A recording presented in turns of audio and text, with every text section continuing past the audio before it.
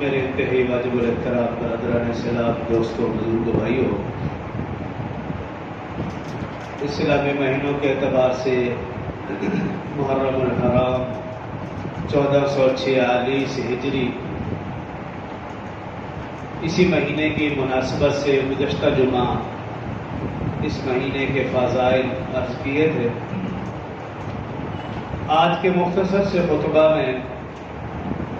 صحابہ کرام اور اہل بیت عظام رضوان اللہ علیہم اجمعین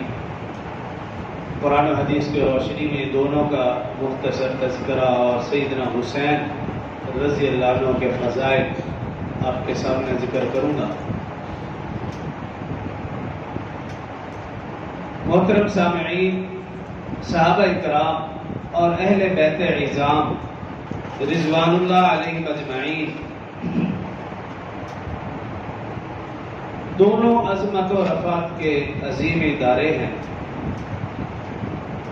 امت مصطفیٰ پر لازم ہے کہ ان دونوں پر ایمان بھی لائے اور ان دونوں کا احترام بھی کرے۔ اگر کوئی بدبخت، بد نصیب، بے ایمان ان دونوں میں سے کسی ایک پر ایمان لاتا ہے اور دوسرے پر نہیں، کسی ایک کا احترام کرتا ہے اور دوسرے کی بے احترامی کرتا ہے، تو آپ یقین کر لیں کہ ایسے شخص کا اسلام سے کوئی تعلق نہیں۔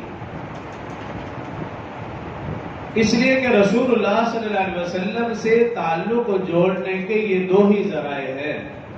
صحابہ کرام اور اہل بیت عظام رضوان اللہ علیہم اجمعین۔ یہی وجہ کہ قرآن پاک میں آپ دیکھیں گے اللہ رب العزت نے صحابہ اور اہل بیت دونوں کا جا بجا ذکر فرمایا، اور حدیث مبارکہ میں دیکھیں گے تو رسول اللہ صلی اللہ علیہ وسلم نے صحابہ کرام اور اہل بیت عظام رضوان اللہ علیہم اجمعین دونوں کا جا بجا ذکر فرمایا۔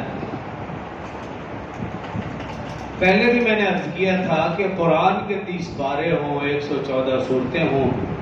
6666 آیات مبارکہ ہوں، قرآن کا ہر ورق ہو، صفحہ ہو، ہر حرف ہو، وہ صحابہ کرام رضوان اللہ علیہم اجمعین اور اہل بیت عظام رضوان اللہ علیہم اجمعین دونوں کی حقانیت اور دونوں کی صداقت کی گواہی دے رہے ہیں۔